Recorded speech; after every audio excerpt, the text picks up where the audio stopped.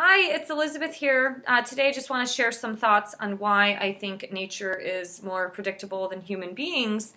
In light of everything that's happening today in the Western world and certain things with mass shootings, it's obviously it's a good indicator that nature is way more predictable than human beings. And the one way you can notice that nature is more predictable is just through the seasons. You know what to expect in January and February, just like you know what type of weather patterns you're going to have in July and August.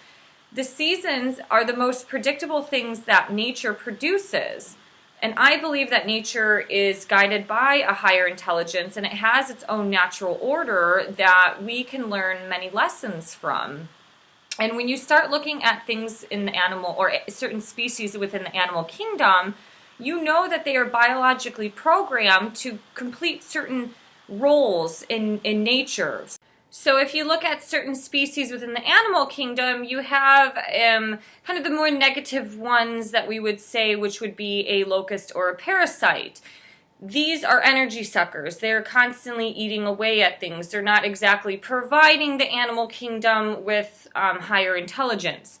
Where on the other hand, you do have higher intelligent species, such as eagles, dolphins, and you have beautiful, innocent looking birds like the dove. So because humans have a consciousness, we can choose to be a parasite or a locust, or we can choose to tap into our higher intelligence and act like a dolphin or an eagle. And one other thing I want to note about the animal kingdom is that these species are biologically programmed to do certain things on this planet. So for example, when a turtle is born, it has to run from the hatched egg, run through the sand, and try to make it into the ocean without getting eaten. So animals are biologically programmed to survive. The turtle has its life course. It's going to swim through the ocean's currents and then eventually get to the point of procreation. But the turtle doesn't have a choice. It's programmed from higher intelligence to do this. So the turtle isn't just going to say like, well, you know what, instead of going through the currents, I'm just going to hang out in the beaches of Mexico because it sounds a lot of fun. We have that choice as human beings, but animals don't. So with having consciousness as a human being, we have choices every single day that we can make. We can choose to walk through life as a parasite or as a locust, or we can tap into the higher intelligent part of our being and be like the dolphin or be like the eagle. So with our consciousness as human beings, we can tap into heaven and hell.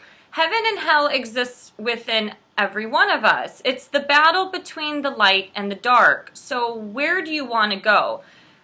Because of my experiences of living abroad in certain countries like Australia, Germany, and India, I've come to see that life is a lot different there than it is in America. And the one thing with America is there's so much socially engineered programming that comes through the music, it comes through the media, the Hollywood movie industry, all the consumerism. All of this stuff is playing a factor, and it's all interconnected. So the drugs, the orgy parties, the obesity, the fast food, the pharmaceuticals, all of this plays a role within the socially engineered programming. And when we start looking at a lot of the television, the violence, the video games, all of this stuff, these violent acts and these negative thoughts are being imprinted into human beings at such a young age in this country. It's just bizarre to me.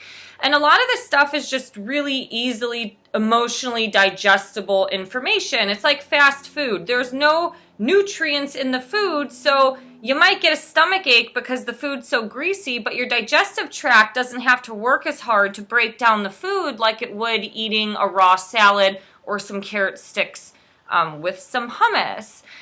And when we start to tap into the lower mind of our body, we tend to get a little more dramatic and we want to cling on to the bullshit. So like the revenge, the vengeance, the eye for an eye type of situation.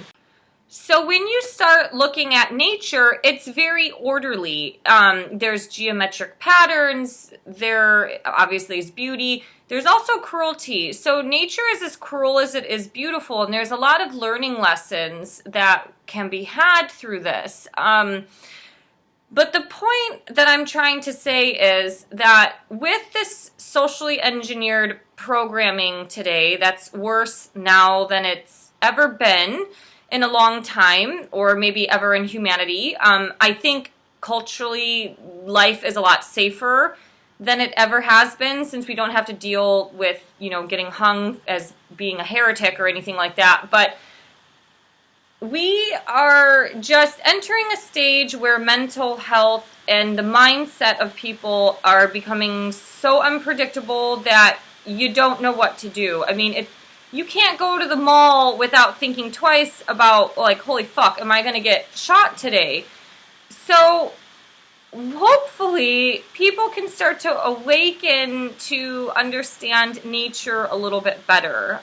Life isn't going to be perfect. Violence is going to be a part of humanity until the day our species become extinct. This is the reality.